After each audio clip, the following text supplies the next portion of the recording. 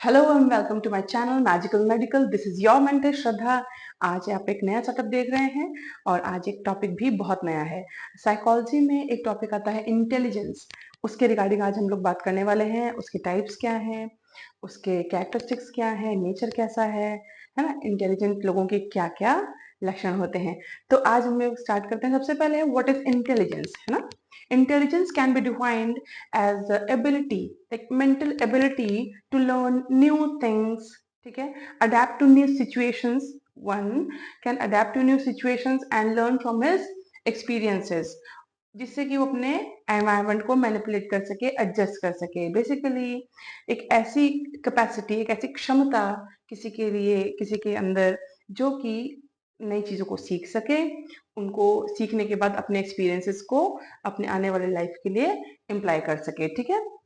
चलो, इंटेलिजेंस क्या होता है, किस तरीके का होता है नेचर, उसका इंटेलिजेंस का nature. It is an innate mental ability which grows and influenced by environment. कहने का मतलब, इन्नेट का मतलब होता है बेटा, the term innate means is by birth. ठीक है। इन्नेट का मतलब होता है बाय बर्थ। तो नेचर में सबसे फर्स्ट पॉइंट आता है कि ये ऐसी मेंटल एबिलिटी है जो बाय बर्थ बच्चे के अंदर होती है या किसी भी इंडिविजुअल के अंदर होती है, जो कि बढ़ती जाती है। ठीक है। और सबसे इंपॉर्टेंट, ये इन्फ्लुएंस होती है एनवायरनमेंट से भी। आप ये बिल्कुल मत समझिएगा कि जिनका एनवायरनमेंट है ना बहुत अच्छा होता है, एनवायरनमेंट से कहने का मतलब फाइनेंशियल प्रॉब्लम नहीं है ना, स्पिरिचुअल प्रॉब्लम नहीं, सोसाइटल प्रॉब्लम नहीं है ना, फैमिली प्रॉब्लम नहीं है, इसलिए उसका जो इंटेलिजेंस है वो ज्यादा हो जाएगा। अगर उस बच्चे के अंदर इंटेलिजेंस बाय बर्थ है तो वो बढ़ेगा। ठीक है। सेम वे, अगर इसी तरीके से एक किसी बच्चे के अंदर बहुत इंटेलिजेंट बच्चा है बचपने में, लेकिन उसका जो एनवायरनमेंट है कैसा है, चोरी चकारी होती है आसपास, मार धाड़ होती है, अब्यूसिव लैंग्वेज यूज होती है, ठीक है, कंस्ट्रक्टिव लोग नहीं है, सोच बहुत खराब है, तो उसका जो इंटेलिजेंस है वो बढ़ेगा नहीं। ठीक है। तो इस बात को ध्यान में रखिएगा। ठीक है। ये इन्फ्लुएंस होती है एनवायरनमेंट से। It shows the capacity to adapt to new और change situation quickly and correctly. कहने का मतलब, इनके अंदर जो लोग इंटेलिजेंट हैं उनका नेचर कैसा होगा, न्यू सिचुएशन के लिए क्विकली एंड करेक्टली चेंज हो सकते हैं। ठीक है। अडेप्ट कर सकते हैं खुद को। ऐसा नहीं होगा कि हमें तो आज यही हम इसी तरीके से रहते हैं, हम ऐसे ही रहेंगे, ऐसा नहीं होता है। टाइम जब चेंज होता रहता है तो आपको उसके हिसाब से ढलना पड़ता है। जैसे कि पहले क्या होता था, केवल किताबों से पढ़ाई होती थी, और अब हम और आप थ्रू डिजिटल मीडिया मिल रहे हैं, तो ये एक अडेप्टेशन है आपका भी और टीचर्स का भी। ठीक है। नेक्स्ट आता है, it is the ability to carry higher mental processes such as reasoning, criticism and rational judgement. कहने का मतलब, जो रीजनिंग के क्वेश्चंस आप लोग देखते हो, ये हायर मेंटल प्रोसेस है ना। कैलकुलेशन करनी पड़ती है कुछ ना कुछ, ये हुआ तो ये क्यों हुआ, वो हुआ तो वो क्यों हुआ। आईएएस पीसीएस बनने के लिए, इवन नीट के एग्जाम्स क्लियर करने के लिए आप लोगों को रीजनिंग की मैक्सिमम रिक्वायरमेंट रहती है। ठीक। क्रिटिसिज्म, आपको ये नहीं, क्रिटिसिज्म का मतलब ये नहीं कि अरे वो तो खराब है, नहीं। आपने क्रिटिसाइज करना, जो क्रिटिक्स होते हैं बेसिकली, आपने बॉलीवुड का तो सभी ने सुना होगा, बॉलीवुड क्रिटिक्स है, वो आपने सुना ही होगा। जो वो लोग होते हैं उनको प्लस माइनस प्रोस कॉन्स पता होते हैं किसी भी टॉपिक के, है ना। टॉपिक मतलब कहने का, अगर किसी बॉलीवुड मूवी की बात हम करें तो पता होगा उनको कि इस एक्टर ने यहाँ पर ये एक्सप्रेशन देने चाहिए थे, या फिर लिरिक्स ऐसे भी हो सकते थे, गाने को इसका नहीं ऐसे ढाला जा सकता था। ठीक है। सेम वे, अगर हम मेडिकल्स की बात करें, मेडिकल प्रोफेशनल्स की, तो जो मेडिसिन प्रैक्टिस करते हैं बेटा, उनको पता होता है कि इस केस में आप ये वाला इंटरवेंशन दे सकते थे, आप ये डायग्नोसिस कर सकते थे। ठीक है। ये क्रिटिसिज्म, कहने का मतलब कंस्ट्रक्टिव क्रिटिसिज्म, ऐसा उनकी कमियां खामियां या इम्प्रूवमेंट का एरिया बताना। ठीक है। ऐसा ये नहीं कहना ये तो खराब है, ऐसा वाला क्रिटिसिज्म नहीं होता है। ठीक। ये रीजनिंग और क्रिटिसिज्म का उनमें एबिलिटी होता है। ठीक है। और जजमेंट का भी, रैशनल जजमेंट का मतलब होता है, जो जजेस होते हैं ना, आप लोगों ने देखा हो कोर्ट में, वो कॉमन आप लोग देख चुके होंगे कहीं ना कहीं मूवीज में या टीवी में। तो वो लोग क्या करते हैं, रैशनल जजमेंट, कहने का मतलब उन्होंने ये सही किया, उन्होंने ये गलत किया। ठीक। आपको कोई बायस नहीं होना है, वो इंटेलिजेंट जो भी पर्सन होंगे, उनका कैरेक्टरिस्टिक या उनका नेचर कैसा होगा, वो बायस नहीं होंगे। प्लस उनका क्या एक मोटिव रहेगा कि जो सही है उसको सही और जो गलत है उसको गलत। ये इंटेलिजेंस का एक नेचर है। नेक्स्ट पॉइंट पे अगर हम बढ़े, it employs the capacity to learn and solve difficult task and problems. Capacity to learn हम लोगों ने डेफिनेशन में भी पढ़ा था, और प्रॉब्लम सॉल्विंग स्किल्स, ठीक है, इन लोगों के अंदर होते हैं। जो इंटेलिजेंट लोग होंगे या पर्सन होंगे, उनके अंदर प्रॉब्लम सॉल्विंग स्किल्स होंगे, या जो डिफिकल्ट प्रॉब्लम्स होती हैं उनको सॉल्व करने के स्किल्स होंगे। सॉरी। अब आती है सबसे इम्पोर्टेंट एंड कॉमन बात, characteristic of an intelligent person या इंडिविजुअल। तो आसपास आप लोग आपस में देखिए कौन इंटेलिजेंट है कौन नहीं है, ठीक है। मैं कुछ पॉइंट्स बता रही हूँ, these points you can mark बेटा, हमेशा याद रखना टिप्स पे, ठीक है, लाइफ में भी काम आता है और आपके एग्जाम्स में लिखने के लिए भी काम आएगा। डिस्प्लेस गुड वोकेबलरी, आप लोग देंगे जो वोकैब्स वोकैब्स मतलब जो शब्द आप चुनेंगे वो बहुत ही अच्छे होंगे, चाहे वो किसी को क्रिटिसाइज करने के लिए होंगे, ठीक है। मैंने आपसे बोला भी पीछे भी कि हम क्रिटिसिज्म चाहिए होता है, जो इंटेलिजेंट लोग होते हैं वो लोग करते हैं क्रिटिसिज्म, है ना, इसको ऐसा करो इसको ऐसा करो। तो उनके लिए आप शब्दों का चयन, है ना, selection of your words must be good. Displace curiosity, उनको जानने की इच्छा होती है, ठीक, वो जिज्ञासु होते हैं, कहने का मतलब उनको नई नई चीज सीखना होता है, जानना होता है, अच्छा ये क्यों हुआ वो क्यों हुआ, अच्छा कैसे हुआ, वो सब चीजें उनके अंदर इम्पार्टेड होती हैं। गुड डिसीजंस, अपनी लाइफ में या फिर डे टू डे एक्टिविटीज में भी वो अच्छे डिसीजंस लेते हैं। Determines how to achieve goals, उनको पता होता है ना कि अपने गोल को अचीव कैसे करना है। ऐसा होता है 10th के जो बच्चों को आजकल पूछो तो वो बता देते हैं हमको ये बनना है, हमको मैक्सिमम लोग बोलते हैं हमको यूट्यूबर बनना है। But YouTuber is a career choice when you complete your basic education, है ना। ये आपका इंटेलिजेंट डिसीजन नहीं है। आप यूट्यूब को एज अ करियर परस्यू कर सकते हो, डेफिनेटली कर सकते हो, पर आपकी बेसिक एजुकेशन, आपका इंटेलिजेंस, आपकी creativity must be on your peak, है ना, हमेशा शिखर पे होगी, तभी जाके आप अपना यूट्यूब में करियर परस्यू कर पाएंगे। Other than that you should have a plan B. तो ये अच्छे डिसीजंस लेंगे, अपने गोल्स को कैसे अचीव करना है वो पता होगा उन लोगों को। Display awareness of the world around them, अपने आसपास के एनवायरनमेंट में, अपने जहाँ पर वो रह रहे हैं आजकल जो माहौल है उनमें वो अवेयरनेस उनको होगी, और प्लस वो क्यूरियस भी होंगे नई चीजें जानने के लिए। Has ability to adjust the environment, ऐसा ना हो कि अगर उन लोगों को अपना खुद का एक बेड चाहिए था, ठीक है, शादी में गए हैं और अब उनको एक अपना खुद का बेड और कमरा नहीं मिला, तो they won't be able to adjust. ऐसा नहीं होना चाहिए, उनको एडजस्टमेंट आना ही चाहिए। ये डे टू डे लाइफ का एडजस्टमेंट का आपको मैंने एग्जांपल दिया, ठीक है। अगर ऐसा ना हो कि अगर कोई लाइफ में चेंजेस आ गए हैं, मेजर चेंजेस आ गए हैं, तो वो एडजस्ट ही ना कर पाए, बिल्कुल पुल बैक हो जाए, ठीक है। Okay. Has an ability to perceive the relationship between various objects and the individuals, कहने का मतलब डिफरेंट टाइप के ऑब्जेक्ट्स होते हैं, ठीक है, और उनके साथ में हर किसी का रिलेशनशिप अलग होता है, ठीक। मान लीजिए आपका एक फोन है, ठीक है, वो किसी को बहुत ज्यादा प्रिय होता है, वो नहीं चेंज करना चाहते, या उन्हें दुख दर्द होगा, तकलीफ होगी, पीड़ा होगी, ठीक है। सेम वे अगर किसी और को अगर हम सेम ऑब्जेक्ट पे देखेंगे तो कहेंगे हाँ ठीक है हमको चेंज करना है। कहने का मतलब वेरियस ऑब्जेक्ट के साथ किसी इंडिविजुअल का रिलेशनशिप क्या है, वो उसके लिए उनकी कैपेसिटी होगी, मेंटल एबिलिटी होगी उनके पास कि वो कैसे उनको परसीव करे, ठीक है।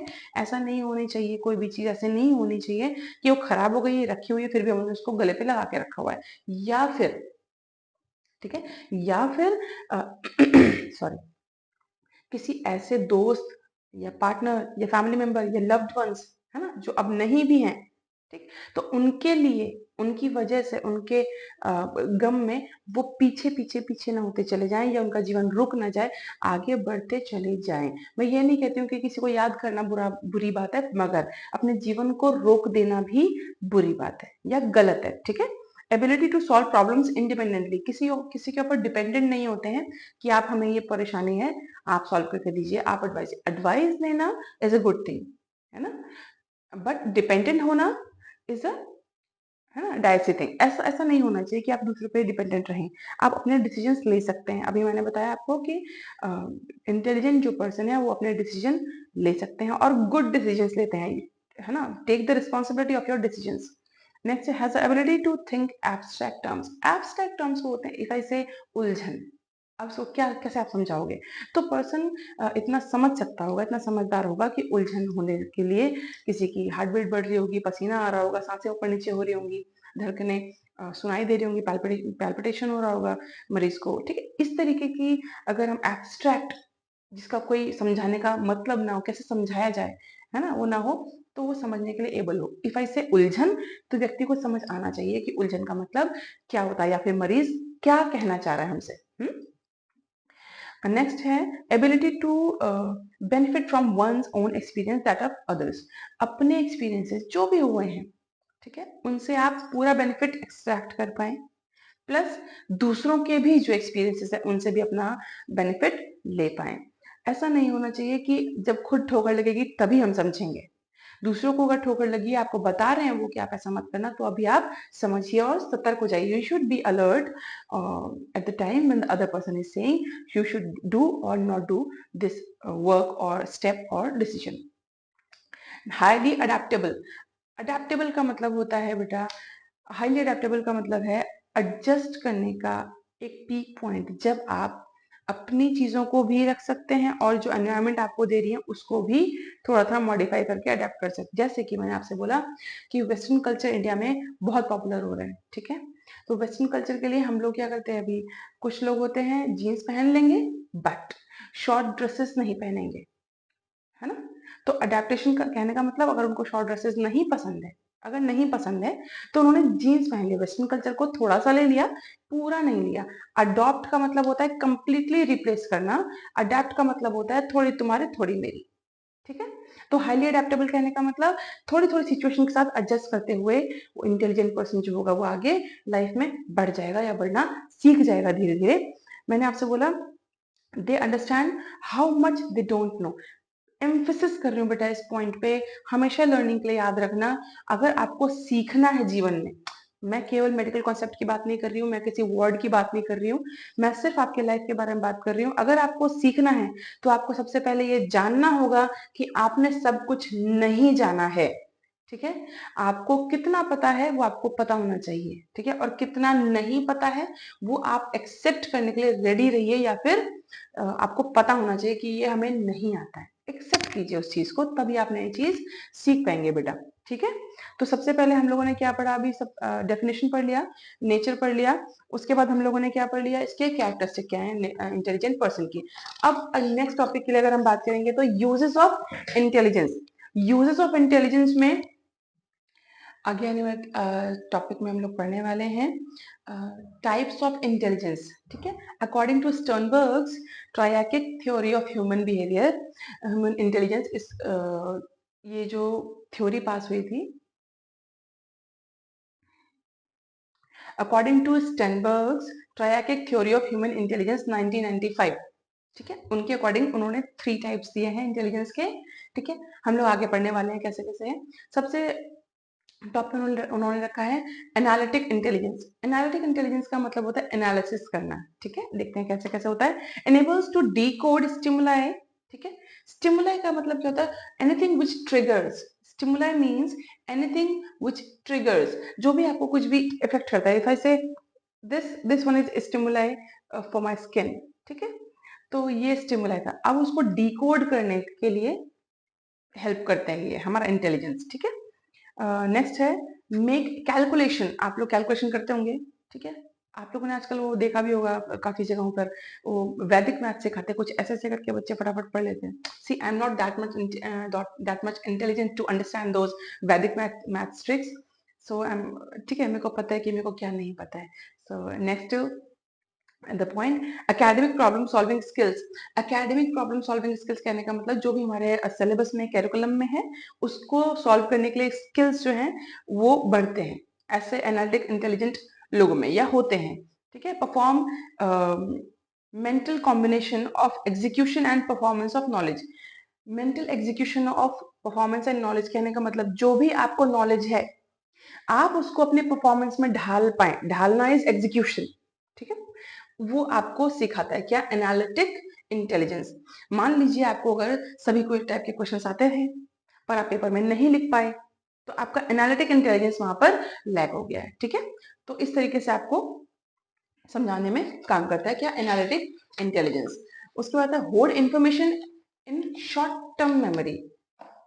अब आप ये मत कहना कि वीडियो देखने तक हमें ये टर्म समझ में आया उसके बाद हम भूल गए। तो अगर आपको एनालिटिक इंटेलिजेंस के साथ साथ आगे बढ़ना है तो इस मेमोरी को याद रखना है जो मैं आपको पढ़ा रही हूँ, ठीक है। शॉर्ट टर्म मेमोरी इंफॉर्मेशन को होल्ड करने के लिए एनालिटिक जो इंटेलिजेंस है वो काम आता है, और लॉन्ग टर्म मेमोरी को रिट्राइव करने में हेल्प करता है। जैसे कि आपके बचपन में क्या हुआ था, ठीक है, या फिर ये ऐसा हुआ था जब हम गए थे तो ऐसा हुआ था। तो एनालिसिस कहने का मतलब ये अब ऐसा शहर हो गया है, पहले तो ऐसा शहर था, यहाँ पर वो दुकान थी, वहां पर वो दुकान थी। कहने का मतलब आप एक एनालिसिस कर पाते हैं, ठीक है।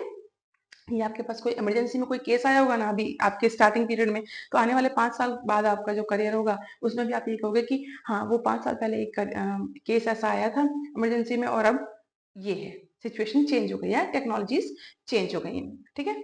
तो इस तरीके से जो लॉन्ग टर्म मेमोरी होती है उसको रिट्राइव करने में हेल्प करता है। उसके बाद है कंपैरिजन ऑफ डिफरेंट स्टिमुलाइज। अगर मैं एक टीचर हूँ, आपको एक टॉपिक पढ़ा रही हूँ, सेम वे आपको सेम टॉपिक किसी और ने भी पढ़ाया होगा, तो आप मेरे और आपके दूसरे टीचर में कंपैरिजन कर पाएंगे कि हाँ मैम ने ये वाली चीज ऐसे एक्सप्लेन करी, उन्होंने ऐसे एक्सप्लेन करी, उनका एग्जाम्पल ये था, आपका एग्जाम्पल, आप इस तरीके से कंपैरिजन कर पाएंगे स्टिमुलाइज के लिए, ठीक है। नेक्स्ट आता है क्रिएटिव इंटेलिजेंस। क्रिएटिव इंटेलिजेंस तो आपको सबको पता ही होना चाहिए, ऐसा मुझे लगता है। इनसाइट्स एंड सिंथेसिस, सब इसमें जो इसका मेन कॉन्स्टिट्यूएंट है वो बेटा इनसाइट एंड सिंथेसिस है। इनसाइट कहने का मतलब आप क्या सोच रहे हैं आपके मन के अंदर, ठीक है। हार्ट और दिल नहीं, ये सब नहीं, ये नहीं, ठीक है। आपके मन के, आपके दिमाग के अंदर के, माइंड और सोल के आगे, ठीक है, आपके माइंड में, सॉरी, मन में क्या चल रहा है, ठीक है।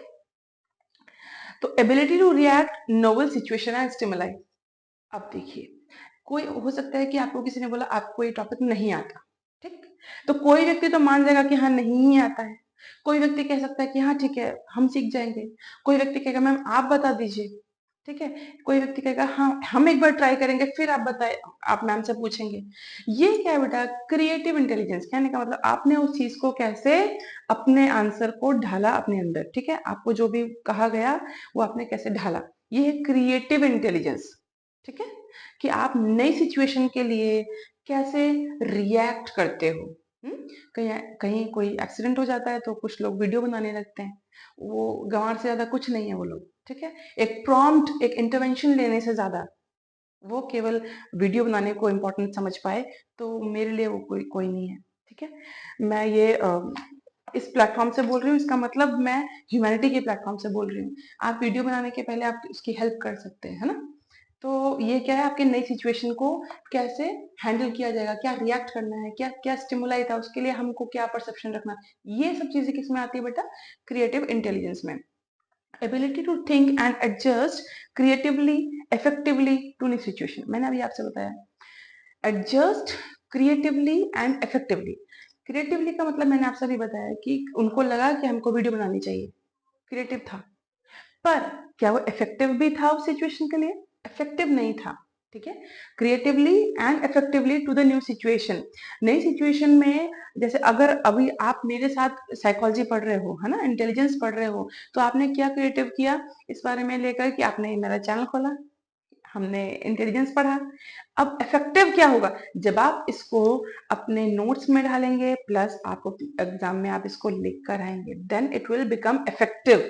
मेरा ये सेशन, मेरी ये मेहनत, आपकी ये मेहनत, आपका ये सेशन तब इफेक्टिव होगा जब आप इसको अप्लाई करेंगे अपने एग्जाम्स में या अपने लाइफ में।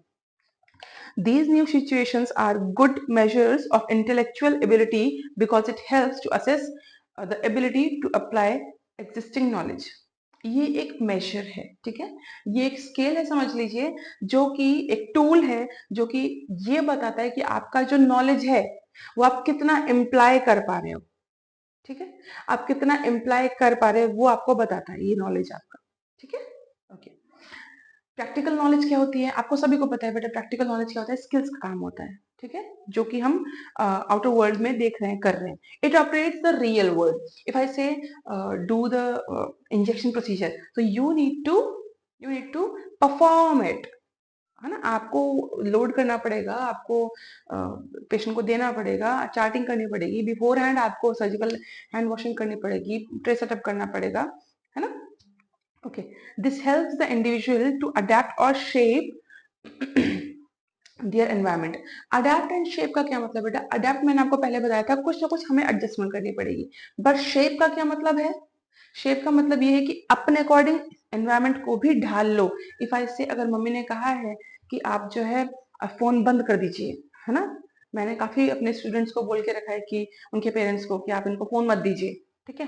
लेकिन अगर उन्होंने कहा है कि आप फोन बंद कर दीजिए और आपको पढ़ना है ना? आपको लेट नाइट पढ़ना है, तो आप ये काम कर सकते हो कि मम्मी मैंने ये फोन रखा हुआ है, मैं पढ़ाई कर रही हूँ, सुबह उठकर, ठीक है, मैं आपको ये पूरा चैप्टर, ये टॉपिक है मैं पढ़ने वाली हूँ, मैं आपको सुबह पूरा सुनाऊंगी या लिख के दिखाऊंगी या समझाऊंगी या मैं इसका टेस्ट दूंगी, जो भी चीज है, ठीक है? तो वो क्या होगा, मम्मी भी मान जाएंगी, उनको ये बात पता लगेगी तो, और आपका भी काम बन जाएगा।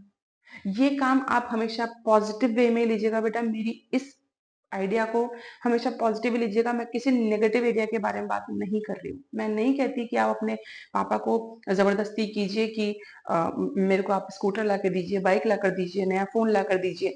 मैं इसको कभी प्रमोट नहीं करती हूँ। जो भी आपके पास है, ठीक है, वो आपके फादर साहब ने, आपकी माता जी ने आपको ला कर दिया है। आपको क्या शेप क्या करना है, उससे मैक्सिमम आउटपुट देकर, ठीक है, आप जब फर्स्ट आएंगे, आप जब टॉप करेंगे, आप जब स्कॉलर बनेंगे, तो आपके फादर साहब डेफिनेटली और ज्यादा आपको कुछ जो भी आप मांगे वो ला कर देंगे। तो उससे पहले आपको क्या करना है, शेप करना है अपने एनवायरमेंट को, कैसे? मेहनत करके, ठीक है? नेक्स्ट आता है, it influence the mental skills but also attitude, emotional factor. अब इमोशनल फैक्टर्स और एटीट्यूड को कैसे इफेक्ट करता है? देखो, अगर आप कोई कोई ज्यादा सैड होगा पर्सन, ठीक है, तो वो क्या करेगा, प्रैक्टिकल चीजें नहीं कर पाएगा, पढ़ाई नहीं कर पाएगा, हो सकता है पेशेंट केयर नहीं कर पाए, हो सकता है हम लोग डायग्नोसिस नहीं कर पाए, ठीक है, क्योंकि हमारा मेंटल सेट वो नहीं है। और एटीट्यूड को कैसे इफेक्ट करता है? अगर हमने सोच ही लिया है कि हमें पढ़ना ही है, तो रिगार्डलेस ऑफ एनी प्रॉब्लम, कोई भी प्रॉब्लम आए, आप उसको पढ़ के ही लिख लोगे। आपको कितनी भी गर्मी लग रही हो, पसीना आ रहा हो, आपको कितनी भी ठंड लग रही हो, आप एक कप चाय पी के पढ़ते चले जाओगे। या फिर अगर आपको लग रहा है कि गर्मी बहुत हो रही है, आप अपने पैर पानी में डाल के पढ़ते चले जाओगे, लेकिन आप पढ़ोगे। ये आपका एटीट्यूड है, ठीक है, टुवर्ड्स योर स्टडीज, ठीक है। ओके, तो आज हम लोगों ने definition, nature, characteristics and types पढ़ लिए हैं इंटेलिजेंस के, इंडिविजुअल डिफरेंसेस और यूजेस ऑफ इंटेलिजेंस में आपको नेक्स्ट पार्ट में बताने वाली हूँ।